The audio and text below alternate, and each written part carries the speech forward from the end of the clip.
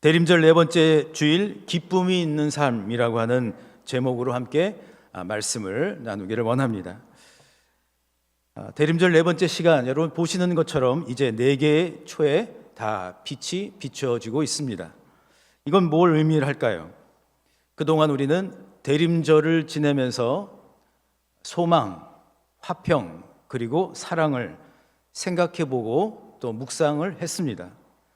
그리고 이제 그 모든 과정의 마지막 기쁨의 대림절이 우리 가운데 온 것이죠. 사실 이 신앙의 언어들, 믿음의 언어들을 우리가 묵상한다는 일은 생각처럼 쉬운 일은 아닙니다. 왜냐하면 우리의 삶의 전 존재가 그 안에 다 들어가 있기 때문입니다.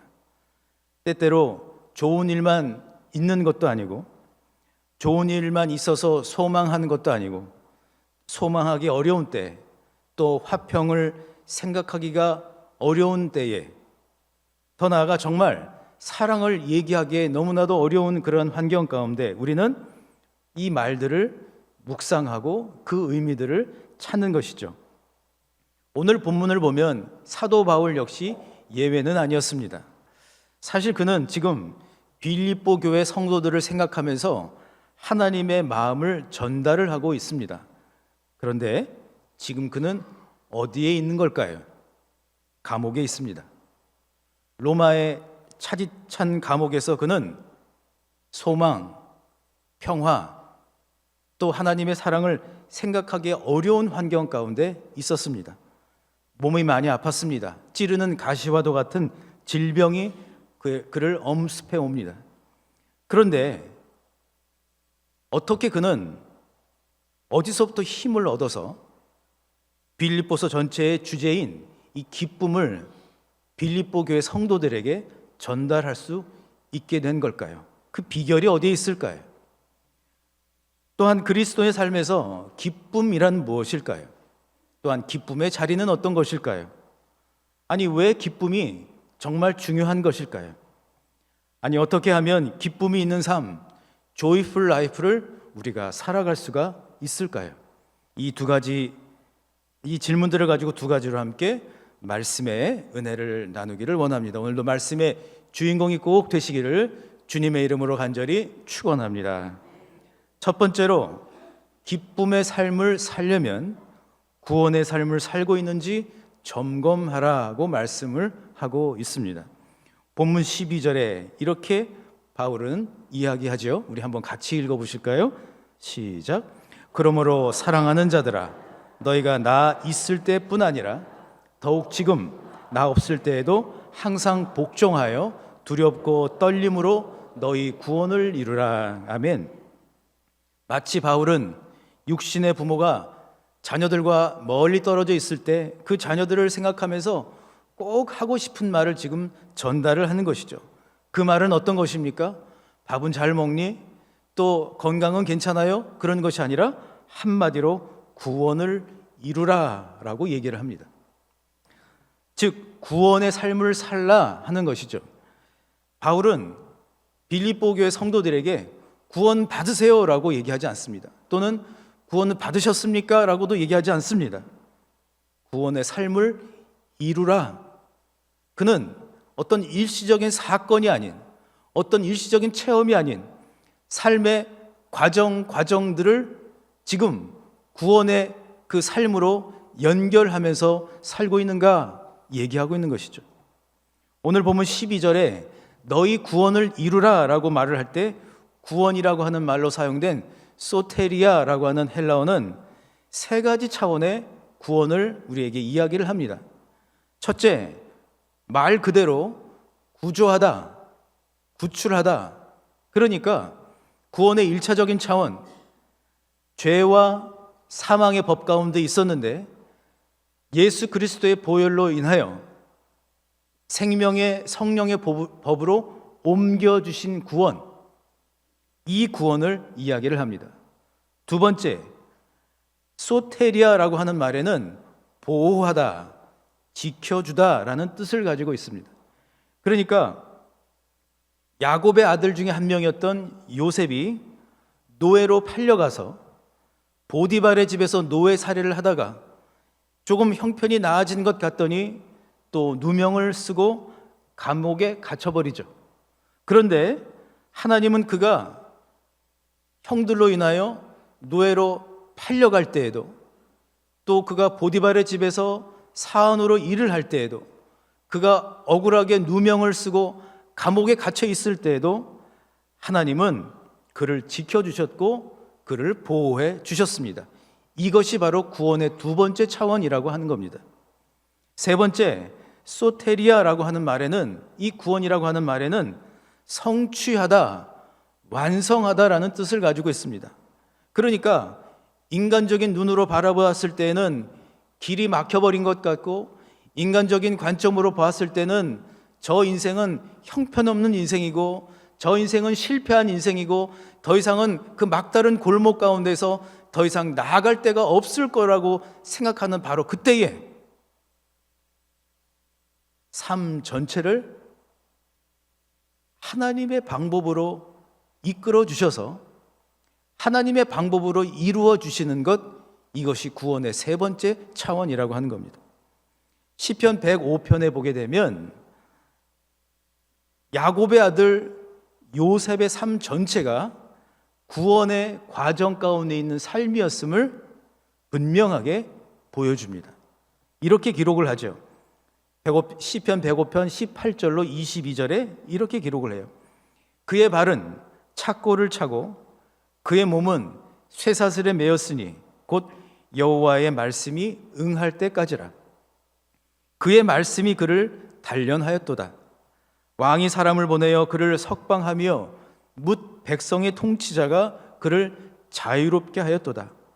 그를 그의 집의 주관자로 삼아 그의 모든 소유를 관리하게 하고 그의 뜻대로 모든 신하를 다스리며 그의 지혜로 장로들을 교훈하게 하였도다.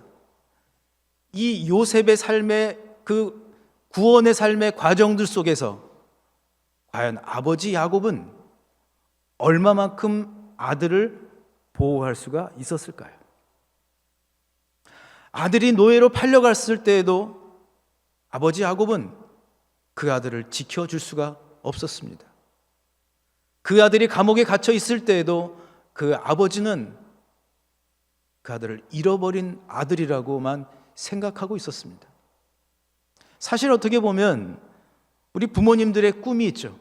마치 바울이 빌립보 교회 성도들을 자녀를 생각하는 그 마음으로 얘기했듯이 정말 자녀들이 잘 됐으면 좋겠다라고 하는 마음을 갖지 않습니까?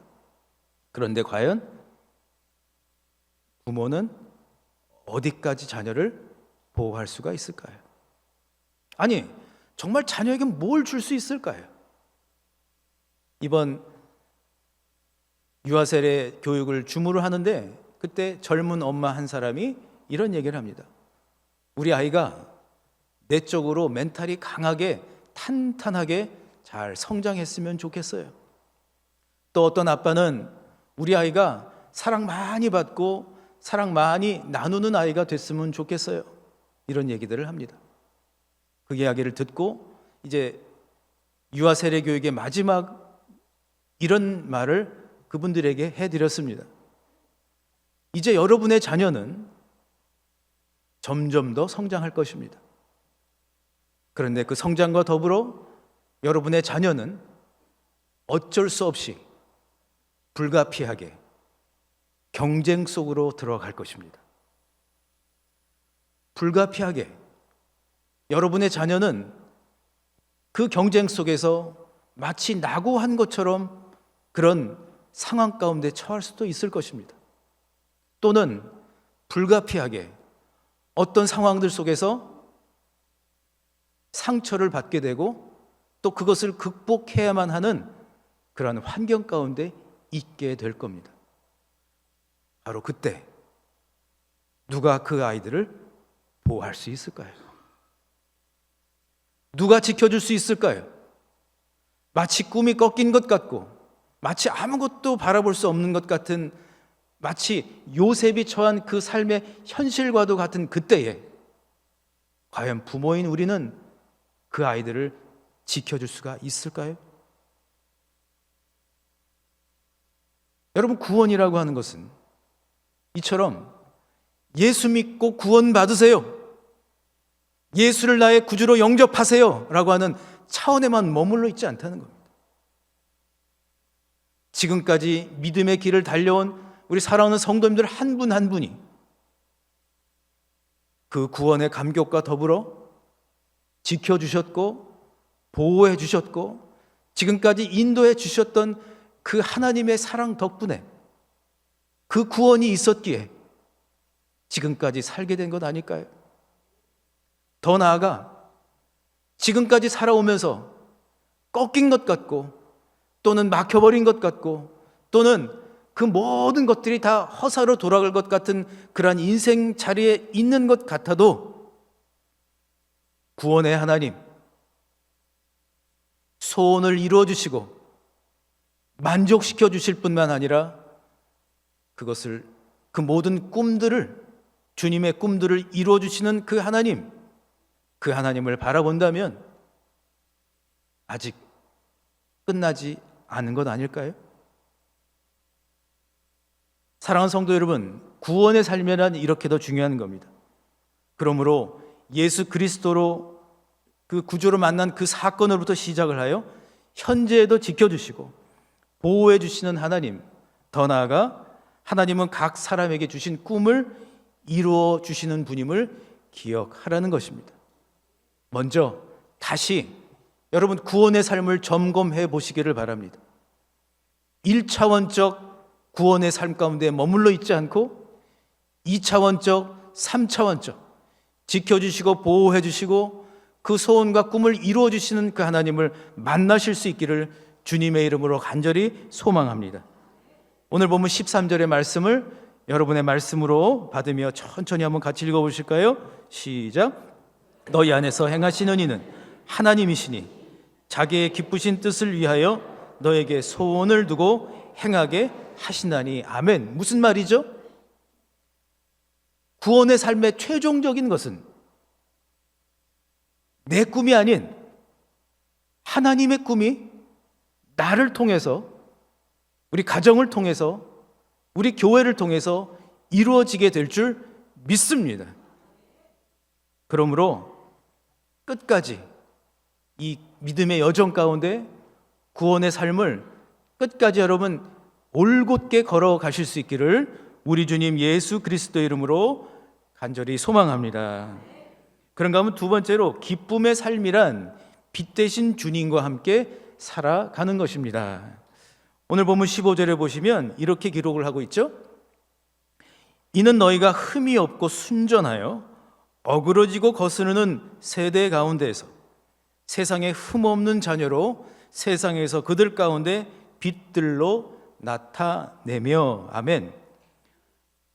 이 영어 성경으로 이 말씀 구절을 보다 보니까 특별히 세상에서 그들 가운데 빛들로 나타내며 라고 하는 구절이 마음에 확 다 와닿았어요. 이렇게 되어 있더라고요. In which you shine like stars in the world. 무슨 말인가 하면 세상 가운데서 별처럼 빛나는, 저러면 따라해 주실까요? 세상 가운데서 별처럼 빛나는. 자, 그리고 옆에 계신 분께 이렇게 말씀을, 그분이 잘 모르고 계신 것 같으니까 좀 이렇게 알려주세요. 당신은 별과 같은 존재입니다 라고 서로 축복하시겠습니다. 당신은 별과 같은 존재입니다.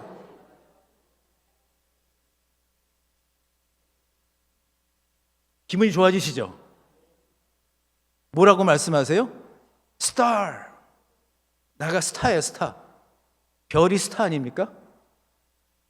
TV 방송에만 나온 사람들이 스타가 아니라 내가 누구예요? 잘 모르시는 것 같아요. 자꾸 자기 자신을 극구 부인을 하시는데, 자, 가슴에 손을 얹으시고 나는 이래봬도 스타입니다. 주님의 말씀입니다. 제가 여러분들에게 드리는 말씀이 아니라 성경에 기록이 되어 있어요. 나는 누구예요? 스타. 나는 별이에요. 나는 별처럼 빛나는 존재예요. 사도 바울은 별처럼 살아가라고 얘기를 해요. 그러면서 별처럼 살아가는 삶의 방법이 16절에 나와 있어요. 우리 16절의 말씀을 한번 같이 읽어보실까요? 시작. 생명의 말씀을 밝혀 나의 다름질이 헛되지 아니하고 수고도 헛되지 아니하므로 그리스도의 날에 내가 자랑할 것이 있게 하려 함이라. 아멘. 여기서 생명의 말씀을 밝혀라고 하는 구절에서 밝히다, 마치 촛불을 밝히다라고 하는 이 밝히다라고 하는 말을 원어로 살펴보니까 굳게 잡다라는 뜻을 가지고 있다. 굳게 잡다. 그러니까 다시 말씀을 드리면 생명의 말씀이 누구예요? 예수 그리스도예요. 생명의 말씀이 누구예요? 빛 대신 예수님이에요. 생명의 말씀이 곧 빛인 거예요. 그런데 그 빛을 어떻게 하래요? 그냥 흘려보내래요? 굳게 잡으라는 거예요. 하나님의 말씀을 그냥 한번 읽고 그리고 그냥 잊어버린 게 아니라 하나님의 말씀을 어떻게 하라고요? 굳게 잡으라고요. 그냥 잡는 게 아니라 그냥 정말로 굳게 잡으라. 굳게 주먹을 꽉 굳게 안 놓치게. 이 말씀을 꼭 붙잡아야, 이 말씀을 굳게 잡아야만 내가 스타처럼 살 수가 있는 거예요. 내가 빛날 수가 있는 거예요. 다시 말하면 세상 가운데서 별처럼 빛나는 삶을 살려면 빛 대신 주님을 꼭 붙잡고 살아야 한다는 것입니다. 그리고 그 시작은 어디서부터 시작이 되죠? 어디서부터요? 내 마음에서부터 시작이 돼요. 내 인생을 먼저 비추어야 한다는 거예요. 사실 누구나 인생을 살면서 조금이라도 어두워지지 않은 곳이 있는 분은 손 드세요, 손 내리세요. 2부 예배 때는 굉장히 정직한 반응을 보여주시더라고요. 어두운 면들이 있는 거를 다 이렇게 인정하시더라고요. 우리 가운데 상처받고 또 찢겨진 마음과 기억들과 상함들이 여러분 쓰디쓴 어떤 담즙과도 같은 것들이 되어서 그것이 때로는 우울함으로 나타나기도 하고 때로는 자신이 없기도 하고 때로는 두렵기도 하고 하면서 밤에 잠을 제대로 못 자면서 그렇게 살 때가 있지 않습니까? 사실 예수님께서 빛으로 오셨다라고 하는 것은 누굴 위한 거예요? 먼저 나를 위한 거죠. 내가 밝아져야죠. 누군가 보고 먼저 밝아지세요라고 하는 것이 아니라 내가 먼저 밝아져야죠. 내 안에 어두워 있던 것들이 밝아져야죠. 내면에 상처가 된 것들, 우울함으로 바뀌어버린 그 어두운 것들을 뭘 어떻게 하라고요? 생명의 말씀으로 밝히라고 하는 것처럼 그 빛으로 비추라는 거예요. 요즘에는 랜턴이나 이런 랜턴. 하여간 랜턴. 이런 것들이 아주 좋은 게 많이 나오니까 그냥 그거 한번 키면 그냥 확 밝아지니까 그 빛의 중요성을 잘 모르잖아요. 근데 이제 제가 어린 시절에 이제 그 동대문구 이문동에 살았는데 그때만 하더라도 제가 초등학교 6학년 때를 기억이 되는데 그때만 해도요 불 나가면 들어올 생각을 안 하더라고요. 불이 한참 나가요. 서너 시간 이상. 그래서 뭐가 필요해요? 집집마다 각성량, 기억나세요? 각성량 있고 또 뭐 있죠? 초가 딱 준비되어 있어요. 여러분, 초 켜놓고 밥 드셔보신 적 있으세요? 손 드세요, 손 내리세요. 초 켜놓고 공부해 본 적 있으세요? 그거 안 해보신 분들은 얘기를 하지 마세요. 얼마나 그 초가 고맙든지. 그냥 고마운 게 아니라 정말 고맙더라고요. 그런데 여러분, 지금도 여전히 마찬가지라는 거예요. 시대가 바뀌고 세월이 흘러 왔지만 지금도 여전히 왜 예수 그리스도께서 빛으로 오셨는가? 왜 예수 그리스도께서 우리 가운데 빛을 비추라고 얘기를 하시는가? 내 마음에 있는 어두움부터 그 빛으로 밝혀야 할 줄 믿습니다. 왜죠? 내 마음에 여러분 그 후레쉬 같은 걸로요 어두운 데를 이렇게 밝히면 어떻게 돼요? 어두움이 어떻게 돼요? 답답하네 정말. 어떻게 돼요? 없어지잖아요.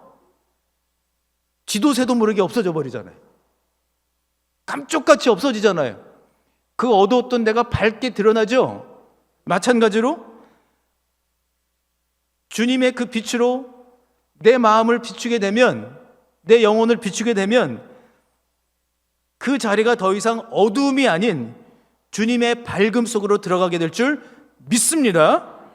다른 말로 바꾼다면 빛이신 주님으로 비춰버리면 이제는 어둠 가운데 있지 않기 때문에 거룩한 선택 능력이 생긴다는 거예요. 이걸 성경적으로 뭐라 그래요? 분별이라고 얘기를 하잖아요. 분별은 다른 데서 나오는 것이 아닙니다. 어두운 영역들을 밝게 비춰줄 때에 비로소 거룩한 선택 능력이 생기는 것이죠. 그래서 오늘 말씀을 보게 되면 감옥에 갇혀있던 그 바울이, 어떻게 감옥에 갇혀있는 사람이 기쁨을 얘기하냐고요. 감옥에 갇혀서 언제 목숨이 끊을 줄 모르는 사람이 어떻게 소망, 화평, 사랑, 그리고 기쁨을 얘기할 수 있냐고요. 그는 감옥을 뭘로 비추었어요? 예수 그리스도로 비춰버린 거예요. 더 이상 그 자리는 그에게 감옥이 아니에요. 오히려 그 자리는 주님이 임재하시는 곳입니다. 할렐루야. 그리고 바울은 얘기하죠. 우리가 서로 기뻐합시다. 우리가 서로 기뻐함으로 나아갑시다. 거룩한 선택 능력이 생기게 되면 현재 나에게 처한 일들 속에서 뭘 선택을 해야 되지? 선택의 고문이 아니라 선택의 기쁨을 우리 가운데 주신다는 거예요. 오래전에 이런 일이 있었대요. 미국 캘리포니아 이제 그 북가주 쪽으로 쭉 올라가면 산타로사라고 하는 데가 있는데, 이 산타로사라고 하는 곳에 꽃길이 매우 유명해요. 그런데 이 꽃길이 만들어진 데에는 사연이 있습니다. 우체부로 수십 년 동안 일했던 한 사람이, 어떤 남자가, 이 사람이 크리스찬이었는데 맨날 똑같은 일만 하다 보니까 그 마음에서 막 그 우울함이 막 깊어져 갔어요. 맨날 똑같은 길을 걸어가고 맨날 똑같은 우편물을 배달하는 것이 지겨워져 버렸어요. 수십 년을 그 일을 하다 보니까 실증이 날만도 하지 않겠어요? 그래서 그는 어느 날 기도하기 시작했어요. 주님, 저 우편 배달부 안 해주게 도와주세요. 저 이제 안 하고 다른 일 하게 좀 해주세요. 매일매일 이렇게 기도를 했습니다. 그러던 어느 날이었습니다. 기도를 하는 가운데 하나님이 이런 마음을 주시는 거예요. 지금 내가 하는 일에서 실증을 느끼지 말고 그 일 속에서 내가 주는 기쁨을 한번 느껴봐. 그러면서 주님은 좀 더 구체적으로 그가 기쁘게 살 수 있는 삶으로 그를 인도해 주셨습니다. 기도를 통해서 주신 그 주님의 마음을 가지고 그는 이제 하루하루를 살기 시작합니다. 다른 사람들의 눈으로 봤을 때는 똑같이 그냥 일상을 살아간 것 같습니다. 똑같은 길을 가고 똑같은 우편물을 배달을 하고, 그런데 한 가지를 더합니다. 자신이 지나가는 그 자리에, 자신이 지나가는 그 길 가운데 꽃씨를 뿌리기 시작을 합니다. 그리고 매일매일 그 꽃씨를 뿌렸어요. 그리고 세월이 흘러 그가 정년퇴임을 하던 무렵에 놀라운 일이 벌어졌습니다. 그가 지나다니던 길, 그가 방문했던 자리에 아름다운 꽃들이 활짝 펴져 있는 거예요. 수십 킬로에 달하는 길들이 다 꽃길로 변해버렸어요. 그 한 사람으로 인하여, 그 꽃씨를 뿌린 그 사람으로 인해서 그 동네가 어떻게 됐어요? 나중에 관광 명소가 되어버렸어요. 여러분, 늘 한 사람이 중요한 것 같아요. 그 한 사람, 바울 그 한 사람, 그 한 사람으로 인해서 감옥에 갇힌 그가 주님의 빛을 그 감옥에 비추면서 그리스도의 빛을 품고 그 빛으로 나아가게 되니 빌립보 교회 성도들이 빛 대신 주님과 함께 기쁨을 서로 나눌 수가 있게 된 것입니다. 오늘 본문 17절과 18절에 바울은 이렇게 기쁨을 나누고 있습니다. 우리 한번 같이 함께 읽어보실까요? 시작. 만일 너희 믿음의 재물과 섬김 위에 내가 나를 전제로 드릴지라도 나는 기뻐하고 너희 무리와 함께 기뻐하리니 이와 같이 너희도 기뻐하고 나와 함께 기뻐하라. 아멘. 이 짧은 구절 가운데 기쁨이라고 하는 말이 무려 4번이나 반복해서 사용이 되고 있습니다.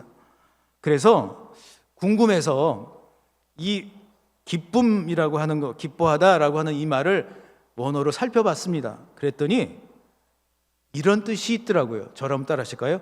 은은히 기뻐하다. 은은히 기뻐한 게 뭐예요? 예? 그렇죠. 잔잔하게. 그러니까 주님의 기쁨은 막 그 들떠 있는 기쁨, 또는 막 어떤 재미있는 드라마 프로그램 보면은 막 일시적으로 웃게 되는 이런 기쁨이 아닌 잔잔한, 그러나 사라지지 않고 계속 남아있는 어떤 감정이나 마음 상태를 넘어서는 은은한 행복이라고 하는 거예요. 하나님이 정말로 우리 사랑하는 성도님들에게 원하는 것은 많은 것들을 자랑하는 인생이 아니라 은은한 행복을 바로 지금 이 자리에서 now, 지금, here, 여기에서 now and here, 바로 지금 여기서 은은한 행복을 가지고 살아가시라는 거예요. 결국 기쁨이 있는 삶이란 뭘까요?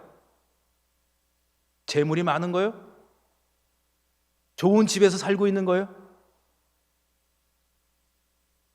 지식이 많은 거요? 높은 자리에 있는 거요? 은은한 행복이 있는 삶, 그것이 기쁨의 삶이 아닐까요? 현재 연약함 중에 있어도, 오늘도 오전에 아침에 어느 성도님이 목사님 저 퇴원했어요 라고 그렇게 카톡을 보내셨더라고요. 그런데 지금 이 자리에 나오신 거예요. 연약함 중에, 육신적으로, 정신적으로 연약함 중에, 또는 안개같이 척해가지고 앞을 내다볼 수 없는 그런 환경 속에 있다 할지라도 끝까지 소원을 이루시고 지금까지 수고한 모든 일들이 헛되지 않게 하시는 그 주님이 주시는 그 기쁨, 그 은은한 행복, 그 기쁨이 있는 삶을 우리가 지금 여기서 now and here, 바로 여기서 느끼고 누리고 나누기를 원하고 계시다는 거예요. 사랑하는 성도 여러분, 오늘 장로님 기도해 주신 것처럼 올 한 해가 지나가고 있습니다. 과연 우리는 지금까지 살아온 우리 인생 가운데 과연 무엇을 보호할 수 있었고 무엇을 지켜낼 수 있었고 무엇을 자랑할 수가 있었을까요? 아니, 정말 여러분은 여러분의 자녀들을 끝까지 보호하실 수 있습니까?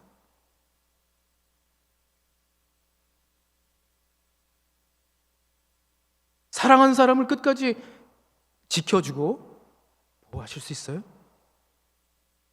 우리는 할 수 없어요. 우리의 구원자 대신, 그렇다면 하나님께 맡겨드려야 하지 않을까요? 나를 맡겨드리고 우리 자녀들을 맡겨드려서 그들이 끝까지 구원의 삶을 살아갈 수 있도록 해야 하지 않을까요? 사랑하는 성도 여러분, 여러분 한 분 한 분의 인생은 별과 같은 인생이라고 말씀을 하십니다. Shining like star. 밤하늘을 아름답게 밝히는 저 별들처럼 세상의 어두운 곳곳을 능히 밝힐 수 있는 별과 같은 삶, 그 별과 같은 삶의 시작은 구원을 이루는 삶, 빛 자체이신 주님의 그 빛을 품고 밝히며 살아가는 삶이라고 말씀하고 있습니다. 하나님은 말씀하십니다. 너의 인생을 그 빛으로 비추어서 그 빛의 진가를 발휘하라고 말씀을 하십니다. 여러분에게 비춰진 그 빛을 통하여 먼저는 내가 살아나야 한다고 말씀을 하고 있어요. 어두운 영들의 유혹에 굴복되지 말라고 말씀하십니다. 감정의 웅덩이 가운데서 나오라고 말씀하십니다. 나의 내면의 방 안의 어두움을 밝히라고 말씀을 하고 있습니다. 예수 그리스도의 빛으로 내가 살고 예수 그리스도의 빛으로 다른 이들을 살릴 수 있는 그 빛, 그 별빛과도 같은 인생을 살아가라고 말씀을 하고 있습니다. 매일매일이 그냥 똑같기만 하다고 한탄하지 말고 매일매일을 예수 그리스도의 빛으로, 그 근원적인 그 빛으로 기뻐하며 살아가실 수 있기를 소망합니다. 그 근원적 기쁨, 주님과 함께, 주님이 나와 함께 하신다면 그 은은한 행복이 삶의 곳곳에 배어 있게 되고 드러나게 되고 또 흘러가게 될 줄 믿습니다. 그러므로 이제는 삶의 모든 관심과 주제를 별처럼 또 그 빛 가운데 은은한 행복을 바로 지금 여기서 누리고 나누시는 하나님의 사람 되시기를 주님의 이름으로 간절히 축원합니다. 옆에 계신 분께 당신은 별 같은 분이심을 꼭 기억하세요 라고 서로 축복하시겠습니다. 당신은 별 같은 분이십니다. 2부 예배 때는 주의 사랑을, 주의 선하심을 했는데 또 3부 예배를 준비하면서 이 마음을 주셔서 예수 인도하셨네, 우리 찬양을 여러분 한 해를 돌아보며 내 인생, 아니 내가 인생 끝마칠 때까지 바로 지금 여기서 하나님이 원하시는 그 은은한 행복을 여러분 도로 찾아오셔야 되지 않을까요? 우리 찬양을 통해서 그 같은 고백이 또 있기를 원합니다. 우리 함께 가슴에 손을 얹으시고 함께 찬양하겠습니다. 내 인생 여정 끝내요. 내 인생 여정 끝내요. 강 건너 언덕 이를 때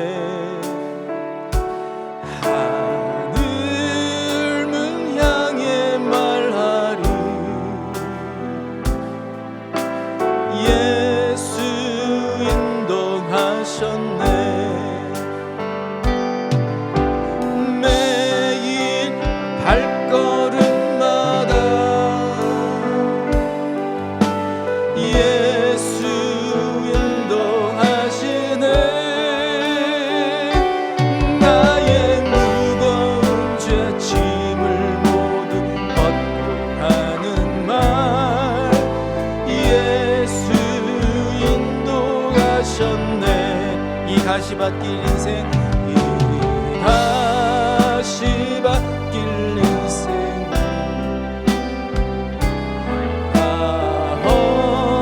언덕이며 갈 때에 시험과 환난 많은 날 예수 인도하시네. 매일 발걸음마다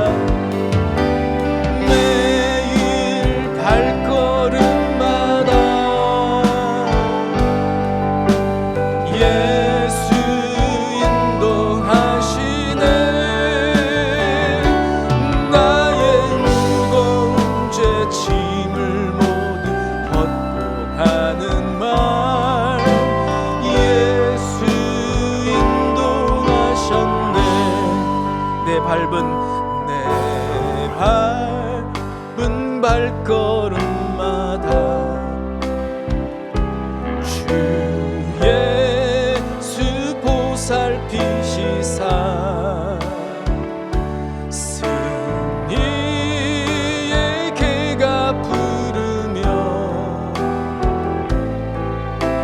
주를 찬송하. 우리 손을 들고 주님께 나아갑니다. 매일 발걸음마다 매일 발걸음마다 예수 인도하시네.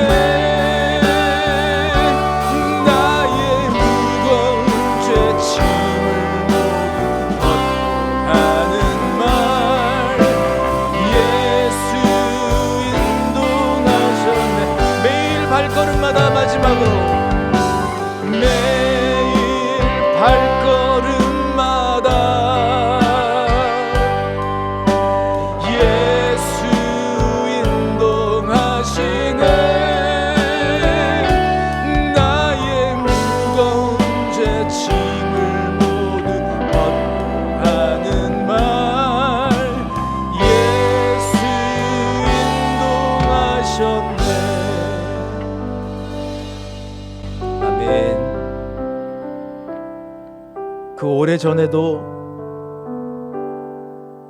주님은 나를 지켜주셨고 나를 보호해 주셨고 지금도 지켜주시기를 원하세요. 이번 한 주간 주님의 기쁨을 생각하며 아니 지금 기도할 때에 주님, 내 마음 가운데 어두워진 것들을 주님의 빛으로 밝히려고 합니다. 그 어둠은 다 물러가고 온전히 주님의 빛으로 드러나게 하여 주시옵소서. 함께 동성으로 기도하시겠습니다.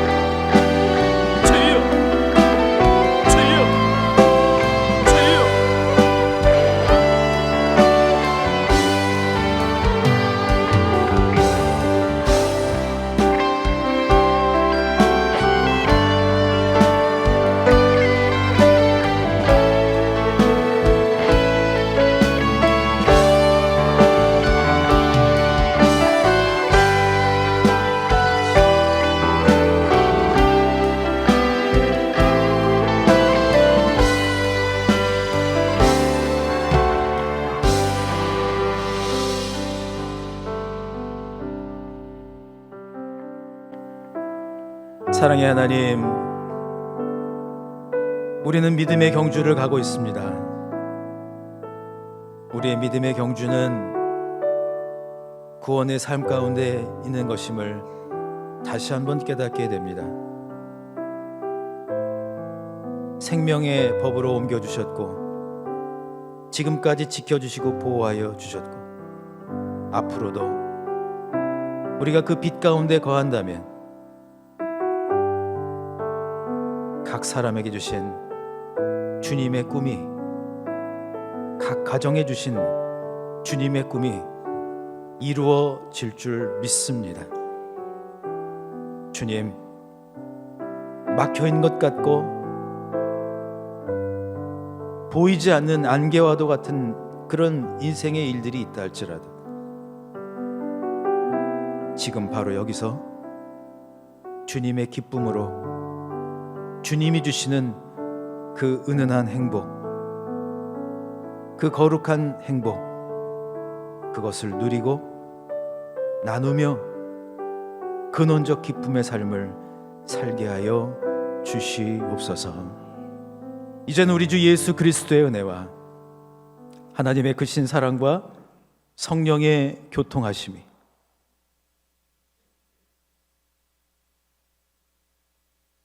빛 대신 예수 그리스도와 함께 나를 먼저 비추고 나의 가정을 비추고 우리 교회를 비추고